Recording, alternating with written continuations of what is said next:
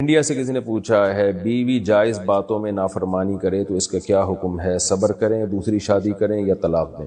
ارشاد صاحب کہتے ہیں، ملتان سے ہیں، کہتے ہیں میرے ابو نے میری بہن کی شادی وٹے سٹے میں کر دی تھی جب وہ نابالغ تھی۔ اب وہ بالغ ہو گئی اور کہہ رہی ہے کہ میں نے ادھر شادی نہیں کرنی، لڑکے والوں سے ہم نے طلاق دینے کا کہا ہے لیکن وہ طلاق بھی نہیں دے رہا اور لڑکی بالکل راضی نہیں ہے، تو کیا اب ہم عدالت سے خلا لے سکتے ہیں؟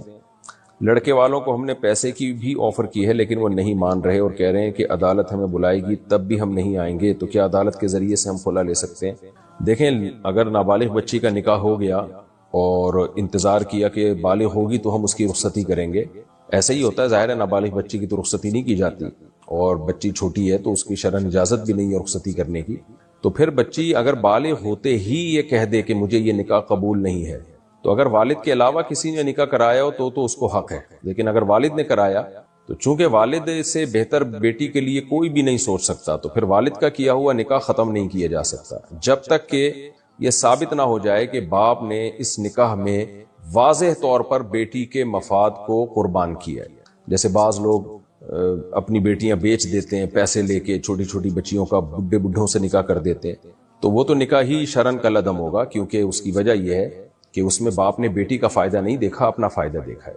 اگر اس نکاح میں باپ نے بیٹی ہی کا فائدہ دیکھا تھا، وٹا سٹا فی نفسی ہی جائز ہے، بشرطے کہ دونوں طرف مہر ہو، دونوں طرف الگ الگ مہر ہو، لیکن اب سوسائٹی میں اس کے نقصانات بھی ہیں لیکن وہ یقینی نقصانات نہیں ہیں۔ تو باپ نے اگر بیٹی کا نکاح کیا تھا اور بیٹی کے مفاد کو سامنے رکھ کر، اس کے فیوچر کو سامنے رکھ کر فیصلہ کیا تھا، تو پھر بچی کے پاس یہ حق نہیں ہے کہ وہ اس نکاح کو ختم کرے۔ اب اگر وہ نہیں شوہر کے پاس جانا چاہتی کسی بھی وجہ سے، وہ تو کوئی بھی خاتون کبھی بھی ہو سکتا ہے کہ شوہر کے پاس نہ جانا چاہے، ہو سکتا ہے وہ 5 سال کے بعد کہتی میں نہیں رہنا چاہتی، تو کوئی بھی خاتون، اس کے لیے پھر شریعت نے خلا کا راستہ رکھا ہے، اور خلا کیا ہے قرآن نے بیان کر دیا سورہ بقرہ میں، اس پر میرا پورا بیان بھی ہے، کلپ ہے، ریکارڈ ہے، وہ آپ سن سکتے ہیں پورے دلائل کے ساتھ، کہ اگر میاں بیوی نہیں رہ سکتے، یعنی بیوی چاہتی ہے شوہر سے علیحدگی، فلا جناح علیہما فیما افتدت بھی، تو شوہر کو راضی کیا جائے کہ وہ مہر لے لے یا اور بھی مزید کچھ رقم لے کے اس کو چھوڑ دے، اور یہ کام شوہر اگر خود سے نہ کر رہا ہو تو کورٹ کا سہارا لیا جا سکتا ہے، کیونکہ کورٹ کے نوٹس کو اور کورٹ کی بات کو شوہر سیریس لے گا کہ بھئی واقعی میری وائف جو ہے علیحدگی نہیں چاہتی ہے، اور کورٹ سے یہ تحفظ بھی ہوگا کہ جو پیسے میں نے متعین کیے وہ مجھے مل جائیں گے، اس لیے شریعت نے اس میں کورٹ میں جانے کا حکم دیا خلا میں، ورنہ خلا خود سے بھی ہو سکتا ہے کورٹ میں جائے بغیر۔ اب آپ نے کہا کہ لڑکے سے مطالبہ کیا، وہ 2 باتیں کر رہا ہے، نمبر 1 یہ کہ میں خلا نہیں دوں گا، میں نہ مہر واپس دوں گا نہ میں خلا دوں گا، نمبر 2 میں کورٹ بھی نہیں جاؤں گا، تو پھر شریعت کا حکم یہی ہے کہ لڑکی کی رخصتی کر دی جائے اور اس کو محبت سے سمجھایا جائے کہ دیکھو سارے مرد ایک جیسے نہیں ہوتے، اور 100% چاہتے ہیں اپنی دنیا میں پوری نہیں ہوتی، ویسے بھی بچیاں ناسمجھ ہوتی ہیں، یہ کسی اور کے پاس جائے پتہ نہیں وہ کیا کرے اس کے ساتھ معاملہ۔ باپ 99% یعنی باپ کے فیصلے میں غلطی کا امکان کم ہے، اور کم عمر بچی کے فیصلے میں غلطی کا امکان زیادہ ہے، تو اس لیے باپ کے فیصلے کو جب ہو چکا ہے تو اب اس کو مان لینا چاہیے۔ میں باپوں کو ترغیب نہیں دے رہا کہ نابالغ بچی کا نکاح کر دیا کریں، یہ ایک الگ بحث ہے کہ کرنا چاہیے کہ نہیں چاہیے۔ اب ایک کام ہو گیا ہے، ایک تو نہ ہوا ہوتا نا تو پھر تو ہم منع کرتے باپ کو، بھائی کیوں نکاح کر رہے ہو آپ ایک کم عمر بچی کا، لیکن اب ایک کام ہو گیا ہے تو پھر اس میں دیکھا جائے کہ اگر اس لڑکے میں کوئی بڑی خرابی نہیں ہے، کوئی واضح خرابی نہیں ہے، اس میں نارمل ایک جیسے لڑکے ہوتے ہیں اسی طرح ہے، تو پھر بچی کو محبت سے سمجھایا جائے کہ بھئی آپ رخصتی پہ آمادہ ہو، اور اگر اس لڑکے میں کوئی خرابی ہے جس کی وجہ سے بچی کہہ رہی ہے کہ نہیں یہ ٹھیک نہیں ہے، تو پھر اس خرابی کو لکھ کے بھیجا جائے کیا خرابی ہے۔ بعض خرابیاں ایسی ہوتی ہیں کہ جن میں کورٹ اگر خلا دے تو وہ خلا کنسیڈر ہوتا ہے، چاہے شوہر اس پہ راضی ہو یا نہ ہو، تو بہتر یہ ہے کہ اس لڑکے کے حالات لکھ کے دارالعلوم کرنگی یا جامعۃ الرشید بھیج دیے جائیں، یا ہمارے پاس یہاں دارالفتاء والارشاد میرے ایڈریس پہ بھیج دیے جائیں، مفتی طارق مسعود، جامع مسجد الفلاحیہ، سیکٹر 10 نارتھ کراچی، اس ایڈریس پہ پوسٹ کر دیں، اور اس میں جو شوہر کے پورے حالات، اس کا فون نمبر، تاکہ ہم اس سے بھی تو پوچھ سکیں نا کہ کراس کویشچن کر کے کہ واقعی جو الزامات تم پہ لگائے جا رہے ہیں تم میں ہیں یا نہیں۔ تو اگر واقعی یہ ثابت ہو جاتا ہے کہ یہ لڑکا صحیح نہیں ہے، لڑکی کے جوڑ کا نہیں ہے، اس کا بیسک نفقہ ادا نہیں کر رہا، یا اس کو کچھ ویلڈ ریزنز ہوتی ہیں، تو پھر اس میں ہم طریقہ بتا دیں گے بھئی کس طرح سے کورٹ میں کیس فائل کریں، جس طرح سے کہ اس طرح فائل کرنے سے وہ واقعی شرعی خلا ہو جائے گا۔ لیکن اگر لڑکے میں کوئی خرابی نہیں ہے تو پھر باہر صورت لڑکے ہی سے طلاق لینی پڑے گی، ادروائز کورٹ کا خلا پھر ایسی صورت میں وہ کل عدم شمار ہوگا شرعی طور پر، تو یہ نکاح ختم نہیں ہوگا۔ لیکن والدین کو چاہیے اس طرح نہ کیا کریں. نابالغ بچی کا نکاح باپ اگر کر دے ہو تو جاتا ہے، لیکن شریعت میں یہ حوصلہ افزائی والا عمل نہیں ہے. سوال پیدا ہوتا ہے جب شریعت میں اس کی حوصلہ افزائی نہیں ہے تو شریعت نے اس کی اجازت کیوں دی؟ اجازت بہت ساری وجوہات کی بیس پہ دی گئی ہے. وجہ اس کی ہے کہ اسلام قیامت تک کے لیے آیا ہے. ہر وقت ملکی حالات ایک جیسے نہیں رہتے، بعض دفعہ جنگوں میں شکست ہو جاتی ہے، بعض دفعہ بہت سارے مسائل ہوتے ہیں، بعض دفعہ باپ کو ڈر ہوتا ہے کہ یہ رشتہ میرے ہاتھ سے نکل گیا تو مجھے ایسا رشتہ ملے گا نہیں کبھی بھی، تو اس لیے وہ لڑکی کی بلوغت کا انتظار نہیں کرتا، تو اس لیے وہ نکاح کر دیتا ہے کہ بھئی چلو رخصتی بعد میں کر دیں گے لیکن ابھی اس کے نام تو کر دو لڑکی. تو بیسیوں قسم کی جب انسان پریکٹیکل لائف میں آتا ہے تو پتہ چلتا ہے. تو جب تک ایسی شدید مجبوری نہ ہو تو نابالغ بچی کا نکاح یہ نہیں کرنا چاہیے، اور یہ شریعت میں اس کی ترغیب نہیں ہے. نبی نے بالغ ہونے کے بعد نکاح کی ترغیب دی ہے. اور پھر بعض علاقوں میں تو ظلم بھی ہوتا ہے بچیوں کے ساتھ، بوڑھے بوڑھے آدمیوں سے ان کی شادیاں پیسے لے کے کر دی جاتی ہیں، تو ایسا نکاح تو شریعت میں کل عدم ہوگا، منعقد ہی نہیں ہوگا. انڈیا سے کسی نے پوچھا ہے بیوی جائز باتوں میں نافرمانی کرے تو اس کا کیا حکم ہے؟ صبر کریں، دوسری شادی کریں یا طلاق دیں؟ جائز باتیں ہوں اور اس کی طاقت سے زیادہ نہ ہوں تو پھر ایسی بات میں بیوی پر شوہر کی اطاعت لازم ہے. البتہ اس میں عرف کا بھی دخل ہے کہ کس طرح کی باتوں کا حکم دیا جا رہا ہے. مثال کے طور پر اگر زوجہ کا تعلق بہت مالدار گھرانے سے ہے، جہاں کروڑ پتی ارب پتی خاندان سے ہے، جہاں پر گھر کے کام کاج عورتیں کرتی نہیں ہیں. اب رائل فیملی میں اگر کوئی شادی کرے گا تو وہ تھوڑی بادشاہ کی بیٹی گھر میں پوچھا لگائے گی وہ یا برتن دھوئے گی. وہ تو بہت ہی اونچی فیملی میں اگر آپ نے شادی کی ہے تو پھر بیوی پر اس طرح کے کاموں میں اطاعت لازم نہیں ہے کہ گھر میں جھاڑو لگائے یا پوچھا لگائے یا برتن دھوئے، کیونکہ ان کے رواج میں نہیں ہے یہ، بلکہ وہاں نوکر چاکر ہوتے ہیں. بلکہ الٹا شوہر کو بیوی کے لیے نوکر رکھنا پڑے گا بیوی کی خدمت کے لیے. تو خدمت کا دائرہ کار ہر ایک کے لیے الگ ہے. ہاں بیوی ایسے خاندان کی تھی جہاں گھر میں عورتیں خود سے سارا کام کرتی ہیں، گھروں میں جھاڑو بھی خود ہی لگاتی ہیں، کوئی بہت لینڈ لارڈ فیملی سے ان کا تعلق نہیں ہے، تو پھر بیوی کو گھر کے کام کرنے پڑیں گے. شوہر اگر کہے گا تو پھر بیوی پر لازم ہوگا کہ لازمی کرے، وہ نہیں کرے گی گناہگار ہوگی، کیونکہ یہ پھر جائز مطالبہ ہے شوہر کا. کوئی ایسا کام نہیں کہہ رہا جو اس کے اسٹینڈرڈ سے ہٹ کرو، تو اس لیے ایسی صورت میں بیوی پر شوہر کی اطاعت لازم ہوگی. تو اسٹینڈرڈ دیکھا جائے گا کہ وہ کس خاندان کی ہے. باقی جو نارمل چھوٹی موٹی باتیں ہوتی ہیں، جائز باتیں ہوتی ہیں، تو اس میں عورت پر بہرحال شوہر کی اطاعت لازم ہے انتظامی معاملات میں، کیونکہ شوہر گھر کا سربراہ ہے، اور انتظامی چیزوں میں جن کا مینجمنٹ سے تعلق ہو ان میں سربراہ کی اطاعت کرنا شرعاً لازم ہوتا ہے. ہاں کچھ چیزیں ایسی ہوتی ہیں جس کا تعلق انسان کے بنیادی رائٹس میں سے ہے یا شریعت کے حقوق میں سے ہے، تو اس میں شوہر پھر بلا وجہ کی پابندیاں نہیں لگا سکتا. مثال کے طور پر بیوی اگر والدین سے ملنا چاہتی ہے، یہ نہیں کہ روزی اٹھ کے جا رہی ہے، کبھی کبھار ملنا چاہتی ہے، تو چونکہ والدین سے ملنا یہ اسلام کا بھی حکم ہے، اور بیوی کے اپنا بھی حق ہے کہ وہ اپنے رشتہ داروں سے، قریبی رشتہ داروں سے، بھائی بہنوں سے مل سکتی ہے، تو اس میں شوہر پابندی نہیں لگا سکتا کہ نہیں مل سکتی، الا یہ کہ کہیں کوئی بہت زیادہ فساد پیدا ہو رہا ہو، کیونکہ بعض لوگ عورت کے کان بھرتے ہیں اور گھر خراب کرتے ہیں. ورنہ نارملی شرعاً اس کی اجازت نہیں ہے کہ شوہر بیوی پر اس طرح کی پابندیاں لگائے، یا شوہر بیوی پہ بلا وجہ پابندی لگا رہا ہے تم نے یہ نہیں کھانا وہ کھانا ہے. بھائی اس کا پیٹ ہے، اس کی چاہت ہے، وہ جو مرضی کھائے. تو خامخواہ کی جو ٹینشنیں دینے والے میاں ہوتے ہیں وہ الگ بات ہے، اس میں تو کسی کی اطاعت جائز نہیں ہے، لازم نہیں ہے. لیکن جو جائز باتیں جو کا گھر داری سے تعلق ہے، مینجمنٹ سے، گھر بھی ایک اسٹیٹ ہوتی ہے، ریاست ہوتی ہے چھوٹی سی، اس کا بھی ایک سربراہ ہوتا ہے جس کو جو مرد ہوتا ہے اللہ نے اس کو سربراہ بنایا ہے. تو جیسے ملک کے سربراہ کی جائز باتوں میں اطاعت لازم ہے، ایسے ہی گھر کے سربراہ کی جائز باتوں میں اطاعت عورت پر اور بچوں پر لازم ہے. باقی آپ نے کہا کہ پھر بھی نافرمانی کرے تو صبر کریں یا شادی کریں یا طلاق دیں. صبر کریں، شادی تو ویسے ہی کر لیں، اطاعت کرے تو بھی کر لیں شادی، وہ تو اللہ نے ویسی ترغیب دی ہے. نبی صلی اللہ علیہ وسلم نے سیدہ عائشہ رضی اللہ تعالی عنہ کی شادی کے بعد بھی کتنی شادیاں کی ہیں، حالانکہ سیدہ عائشہ آپ کو سب سے زیادہ محبوب تھی اور آپ میں کوئی خرابی نہیں تھی سیدہ عائشہ رضی اللہ تعالی عنہ میں، اس کے باوجود بھی کی ہیں.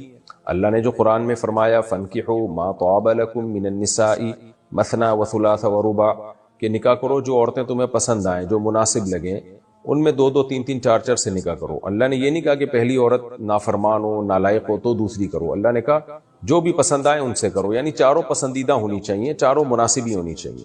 کوشش کریں. باقی یہ کہ طلاق کی طرف نہ جائیں. طلاق کا تو انتہائی ایسی صورت میں اقدام کرنا چاہیے جب حدود اللہ پہ قائم رہنا بہت ہی مشکل ہو جائے، اور اس کا بھی پھر ایک پروسیس ہے طلاق کا، جلد بازی میں نہ کیا جائے یہ کام.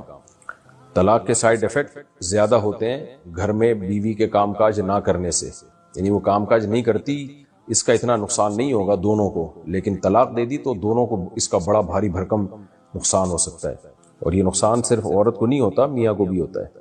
عمرہ کرنے سے پہلے سب رشتہ داروں اور محلے والوں سے ملنا ضروری ہے؟ نہیں جی، ایسی کچھ بھی نہیں ہے، کوئی ضروری نہیں ہے۔ سلام دعا کر لینی چاہیے، اچھے مبارک سفر پہ جا رہے ہیں، ہیلو ہائے السلام علیکم، کیا حال ہے، ٹھیک ٹھاک، تو وہ دعاؤں کا کہہ دیتے ہیں، ان کے لیے دعا کر لینی چاہیے۔ زمین پر بیٹھ کر نماز پڑھتے ہوئے اگر پیر قبلے کی طرف پھیلا لیں تو سجدے پر تو زمین پر سجدہ کیسے کریں؟ اگر بیٹھ کے نماز پڑھ رہے ہیں اور پاؤں موڑنا مشکل ہے اور قبلے کی طرف مجبوری میں پھیلانے پڑ رہے ہیں، جیسے بیمار لوگ کو بیچارے گھٹنے فولڈ نہیں کر سکتے وہ، تو پھر اشاروں سے سجدہ کریں، رکوع میں تھوڑا سا جھکیں، سجدے میں تھوڑا اور زیادہ جھک جائیں، اور یہ کرسی پہ بیٹھ کے نماز پڑھنے سے 1000 گنا بہتر ہے۔ کرسیوں کے رواج کو ختم کریں مسجدوں میں، اتنی کرسیاں آ گئی ہیں، یہ چرچ بن جائیں گی، مسجدیں دیکھنے میں ایسا لگے گا جیسے چرچ ہے۔ تو اگر زمین پہ بیٹھ کے کھڑے ہو کے نماز مشکل ہے بھائی، نیچے زمین پہ بیٹھ کے پڑھو، پاؤں قبلے کی طرف کریں، ٹانگیں پھیلا لیں آگے، اشاروں سے رکوع سجدہ کریں، یہ زیادہ سنت کے قریب ہے بنسبت کرسیوں پہ بیٹھ کے نماز پڑھنے۔ اگر ناپاک بدن پر پاک کپڑا پہن لیا تو کیا کپڑا بھی ناپاک ہو جائے گا؟ اگر ناپاک بدن پر جو گندگی نجاست تھی وہ خشک تھی، سوکھی ہوئی تھی، تو پھر اس کے اوپر دوسرا کپڑا پہننے سے وہ کپڑا ناپاک نہیں ہوتا۔ البتہ جسم پر اگر گیلی نجاست لگی ہوئی تھی، گیلی گندگی تھی، چونکہ آپ پھر اپنے کپڑے پہنیں گے تو وہ ظاہر ہے گیلا ہونے کی وجہ سے ان کپڑوں میں بھی سرایت کر جائے گی، تو پھر وہ کپڑے ناپاک ہوں گے۔ میں ایک ٹیلر ہوں اور دوسری دکان سے کام لے کر انہیں کام کر کے دیتا ہوں، اگر ان کا کپڑا بچ جائے تو کیا میں بغیر اجازت خود استعمال کر سکتا ہوں؟ عام طور پر جو کپڑا بچ جاتا ہے تو کپڑے کے مالکان کی طرف سے اجازت ہی ہوتی ہے کہ جو بچ گیا تو وہ کوئی واپسی کا مطالبہ نہیں کرتے، پھر بھی احتیاط اسی میں ہے کہ آپ ان سے صراحتاً پوچھ لیں یا لکھ کے لگا دیں، بھائی جو کپڑا بچ جائے گا تو ہمیں اجازت دی جائے کہ ہم اس کپڑے کو جہاں چاہیں استعمال کر سکیں، اس طرح کے ایک بورڈ لکھ کے لگا دیں تو بالکل بے غبار معاملہ ہو جائے گا۔ ورنہ اصولی طور پر تو جواب یہی ہے کہ جو کپڑا سلواتے ہیں ان کا کپڑا اگر بچ جائے تو ان کو کوئی سروکار نہیں ہوتی، اس سے سروکار نہیں ہوتا اس سے کہ وہ کون استعمال کر رہا ہے، تو وہ ٹیلر کو گویا دلالتاً اجازت ہی ہوتی ہے کہ جو چاہے کرو بھائی اس کا۔ کیا خواتین اذان سے پہلے نماز پڑھ سکتی ہیں؟ جی ہاں، جب وقت داخل ہو جائے تو نماز پڑھی جا سکتی ہے، چاہے اذان نہ بھی ہوئی ہو۔ کیا زوال کے وقت قرآن پڑھ سکتے ہیں؟ جی ہاں پڑھ سکتے۔ ارشاد صاحب کہتے ہیں جی سیرت نبوی صلی اللہ علیہ وسلم پڑھنے کے لیے بہتر کتاب کون سی ہے؟ 2 کتابیں اچھی ہیں، ایک الرحیق المختوم ہے، اہل حدیث عالم کی بڑی شاندار کتاب ہے، اور ایک سیرت مصطفیٰ کے نام سے، یہ دونوں کتابیں، یہ دوسری ایک دیوبندی عالم کی ہے مولانا ابو الحسن علی ندوی رحمہ اللہ تعالی، اور دوسری کتاب الرحیق المختوم، اس کو ایوارڈ ملا ہے سعودیہ میں، اردو میں ترجمہ بھی ملتا ہے، یہ دونوں میں سے کوئی بھی پڑھ لیں۔ یہ ذرا بڑی ہے، لمبی ہے الرحیق المختوم، دوسری کتابیں مختصر ہیں۔ تو سیرت مصطفیٰ کے نام سے بھی ایک کتاب ہے بہت زبردست، تو غالباً میں نے اسی کتاب کا 2 دفعہ نام لے لیا، سیرت مصطفیٰ، یہ ابو الحسن علی ندوی رحمہ اللہ تعالیٰ کی، یہ بھی اچھی کتاب ہے، آپ پڑھ لیں۔ 2 کتابیں میں نے آپ کو بتائی ہیں، یہ زیادہ بہتر کتابیں ہیں، باقی کتابیں تو بہت ساری ہیں۔ اچھا بھائی، محمد بشیر حیدرآباد سے، حلال روزی حاصل کرنے کے لیے کوئی دعا بتا دیجئے۔ یا رزاقو کثرت سے پڑھا کریں، رات کو تہجد میں اٹھ کے 2 رکعت پڑھ کے اللہ سے دعا مانگیں۔ حدیث میں آتا ہے رات کے آخری حصے میں اللہ آسمان دنیا پہ آتے ہیں اور کہتے ہیں حل من مسترزقین ارزق لہ، کوئی ہے مجھ سے روزی طلب کرنے والا کہ میں اس کو روزی دوں، تو بہترین وقت ہے آپ اس میں آئیں، اللہ سے دعا مانگیں۔ تو اسی طرح یا رزاقو پڑھیں، یا حسبی اللہ و نعم الوکیل زیادہ سے زیادہ پڑھا کریں، تو واللہ خیر الرازقین یہ پڑھ لیا کریں جب موقع ملے۔ تو یہ کچھ وظائف ہیں جن کے پڑھنے سے اللہ سے امید ہے کہ رزق میں برکت ہوگی۔ باقی اصل کام جو اسباب اختیار کرنے کا، اس سے غافل نہ ہو۔ صرف یہ نہیں کہ بستر پہ پڑے پڑے آپ وظیفے پڑھ رہے ہیں، صبح اٹھیں، جاب تلاش کریں، محنت کریں، کوئی ایبیلٹی اپنے اندر پیدا کریں، پڑھائی لکھائی میں دل نہیں لگاتے، پھر جب جاب نہیں ملتی ہے تو پھر وظیفے پڑھتے ہیں، پھر بھی نہیں ملتی تو کہتے ہیں دیکھو ہم نے اللہ کا نام لیا پھر بھی اللہ روزی نہیں دے رہا۔ تو ایک پورا پروسیس ہے روزی کا بھائی، اس سے گزر کے جائیں، پھر دعائیں قبول ہوتی ہیں۔ اپنی طرف سے جو کام ہے وہ تو پورا کریں۔ ارباز رسول انڈیا سے، ہماری مسجد میں جو قالین بچھا ہوا ہے ہمیں شک ہے کہ اس کے ڈیزائن میں جانور بنے ہوئے ہیں، تو کیا اس میں نماز پڑھنا جائز ہے؟ شک سے کچھ نہیں ہوتا، بہت سے لوگ وہمی ہوتے ہیں، ان کو بادلوں میں نظر آ رہا ہوتا ہے بندر بنا ہوا ہے، اور مسجدوں میں ڈیزائن ایسے ہوتے ہیں جن کو لگ رہا ہوتا ہے بت بنا ہوا ہے، تو یہ شک وک کو چھوڑ دیں آپ، کچھ بھی نہیں، آپ کی مسجد کے کارپیٹ بالکل ٹھیک ہے، نماز پڑھیں تمیز سے اچھے بچوں کی طرح۔ برکت علی بصیر پور سے، کیا وضو کرتے وقت کلمہ پڑھنا ضروری ہے؟ نہیں جی، وضو کی دعا ہے اللہم اغفر لی اللہم اجعلنی من التوابین واجعلنی من المتطہرین، یہ دعا ہے وضو کے بعد کی۔ راجستھان انڈیا سے مفتی صاحب، میں نماز پڑھاتا ہوں تو بہت ہچکچاہٹ ہوتی ہے اور اس میں سورت بھول جاتا ہوں اور پھر آگے کچھ یاد نہیں آتا، برائے مہربانی کوئی حل بتا دیں۔ آپ کو گھبراہٹ ہوتی ہے اس لیے جب آپ پرانے امام ہو جائیں گے، پکے ہو جائیں گے تو پھر یہ گھبراہٹ ختم ہو جائے گی، نیا نیا امام ہوتا ہے تو پھر اس میں یہ گھبراہٹ ہوتی ہے، اور اگر پرانے ہو کے بھی ہچکچاہٹ ختم نہیں ہوتی پھر یہ آپ کے دل کی کمزوری ہے، پھر ڈاکٹر کو بتائیں، کوئی آپ کو مقوی دے گا، خمیرہ مراویر اور خمیرہ گاؤ زبان اور اس طرح کے جو حکیم کو بتائیں گے تو یہ خمیرے دے گا آپ کو، مقوی قلب خمیرے دے گا۔ ڈاکٹر کو بتائیں گے تو کوئی ہو سکتا ہے ملٹی وٹامن دے دے آپ کو تاکہ آپ تھوڑے پاورفل ہو جائیں۔ باقی نئے نئے امام بنے ہیں تو نئے جب انسان امام بنتا ہے تو سب کو ہچکچاہٹ ہوتی ہے، نارمل ہے یہ، جب نماز پڑھاتے رہیں گے تو یہ ہچکچاہٹ ختم ہو جائے گی۔ کیا مسجد میں مولی کھا سکتے ہیں؟ نہیں جناب، مولی میں اسمیل ہوتی ہے، کچا پیاز اور مولی یہ کھا کے مسجد میں جانا بھی ٹھیک نہیں ہے اور مسجد میں بیٹھ کے کھانا تو بالکل ہی ٹھیک نہیں ہے۔ آپ پکی ہوئی مولی وہ کھا سکتے ہیں۔ تعویذ پہن کر میت کے پاس جانا کیسا ہے؟ تعویذ پہننا، پہلے تو یہ پوچھیں، تعویذ پہننا پسندیدہ کام نہیں ہے، مت پہنے۔ باقی میت کے پاس کسی نے تعویذ پہنا ہو تو جا سکتا ہے، نہ اس سے میت کو فائدہ ہوگا، نہ اس کو کوئی نقصان ہوگا، نہ کسی کو نقصان نہ کسی کو فائدہ، پرچی ہے گلے میں لٹکی ہوئی ہے۔ بہرحال جائز ناجائز کی بحث میں نہیں پڑتا، کمال توکل یہی ہے کہ یہ ان چیزوں سے انسان دور رہے، اور اس بحث میں نہیں پڑتا کہ اس سے فائدہ ہوتا ہے کہ نہیں ہوتا، لیکن بہرحال کمال توکل یہی ہے کہ نہ پہنا جائے تعویذ۔ محمد ایان صاحب، ہمارے چچا مدرسے حفظ کرنے گئے تھے، چچا گئے تھے ماشاءاللہ، 6 پارے حفظ کر کے واپس آ گئے۔ کیوں بھائی؟ سب کہتے ہیں کہ ان پر اثرات ہیں، بہت سے مولاناؤں کو بتایا، کوئی کہتا ہے شیطان ہے، کوئی کہتا ہے اثرات ہیں۔ جن مولاناؤں نے بولا نا شیطان ہے، ان کے بارے میں ڈاؤٹ ہے کہ وہاں کوئی ایسی قسم کی چیز نہ ہو۔ دماغی ڈاکٹر کو کہا تو دکھایا تو اس نے کہا دماغی مرض ہے، اور دوا بھی دے دی، بستر گیلا کر دیتے ہیں، اب شادی کرنے کا کہہ رہے ہیں، ہم ان کی شادی کرا دیں، ہم بہت پریشان ہیں۔ شادی کرا دیں، لیکن جو علاج ان کا چل رہا ہے تھوڑے دنوں میں ان کی وائف کا بھی وہی علاج شروع ہو جائے گا، تو بھائی پہلے ان کا دماغ تو سیٹ کرا دو اور ڈاکٹر سے علاج کرائیں۔ اگر آپ نے ان کے عاملوں کے پاس لے گئے تو ان کی بیماری کم نہیں ہوگی، بڑھ جائے گی، اور وقتی فائدہ ہوگا لیکن بیماری بڑھے گی۔ تو 99.9% یہ دماغی بیماریاں ہی ہوتی ہیں، اور شروع میں ان کا بہت آسانی سے علاج ہو جاتا ہے۔ تو ڈاکٹر کو دکھائیں، میڈیسن دے دیں گے، انشاءاللہ کوئی کیمیکل آگے پیچھے ہو گئے، سیٹنگ پہ آ جائیں گے، جب بالکل سیٹنگ پہ آ جائیں تو پھر ان کی شادی کر دیں تاکہ اگلے کی سیٹنگ خراب نہ ہو، ورنہ اس کو بھی جن چڑیل بھوت آنا شروع ہو جائیں گے عاملوں کے بقول۔ انس ملک انڈیا سے، کیا شادی کے بعد ساری عمر اللہ کے راستے میں گزار سکتے ہیں؟ گزاریں گے تو وہ اللہ کا راستہ کہلائے گا نہیں، کیونکہ بیوی کے بھی حقوق ہوتے ہیں۔ اگر بیوی کو، جوان بیوی کو چھوڑ کر آپ چلے گئے اور گھر ہی نہیں آ رہے، اللہ کے راستے میں ہی ہیں، تو وہ اللہ کا راستہ تھوڑی ہے، پھر تو وہ لیبل اللہ کے راستے کا ہے، ہوگا وہ شیطان کا راستہ۔ تو اس لیے جب بیوی ہے تو اس کے بھی حقوق ہیں، تبلیغ میں بھی وقت لگائیں، اللہ کے راستے میں بھی وقت لگائیں، بیوی کے بھی حقوق پورے کریں، تو یہ سب چیزیں ساتھ لے کے چلنی ہیں۔ سر کے اوپر سے پیسے گھما کر صدقہ دینا جائز ہے یا ویسے بھی دے سکتے ہیں؟ سر کے اوپر سے پیسے گھما کے صدقہ یہ ناجائز ہے، اس کی کوئی شرعی دلیل نہیں ہے جواز کی، اور یہ کبھی بھی ہمیں نہیں ملتا کہ یہ عمل سنت سے ثابت ہو۔ صدقہ دے دیں، بس دل میں نیت کر لیں کہ اللہ یہ صدقہ میں دے رہا ہوں تاکہ بلائیں ٹلیں اور فلاں سے بلا ٹل جائے، تو نیت کرنے میں کوئی حرج نہیں ہے، اللہ تعالیٰ قدرت رکھتا ہے۔ تو میرے لیے تو کچھ بھی نہیں کیا تم نے، اس لیے اللہ نے 4 شرطیں بیان کی ہیں، یہ بہت اہم آیت ہے۔ قرآن کہتا ہے جس کام کو میں کام کہتا ہوں نا، جس پہ آخرت میں کامیابی ملے گی، درجات بلند ہوں گے، اس کام میں 4 شرطیں ہیں۔ نمبر 1، وَمَنْ أَرَادَ الْآخِرَةَ، سب سے پہلے ہر کام میں نیت کیا کی جائے؟ آخرت، اللہ کی رضا۔ اگر آپ جم بھی جا رہے ہو نا، ڈولے شولے بنا رہے ہو، اس میں بھی آخرت کی نیت ہوگی تو ثواب ملے گا، آخرت میں کام آئے گا۔ نہیں ملے گا، صرف مقابلہ بازی ہے، دوسروں کو دھاک جمانے کے۔ اسپیڈ بریکر میرے پاس اتنے بڑے بڑے آ گئے ہیں، اتنے بڑے بڑے اسپیڈ بریکر ہوتے ہیں پورے یوں کر کے، تو پھر کچھ بھی نہیں ہے، دنیا میں عزت مل جائے گی، شہرت مل جائے گی۔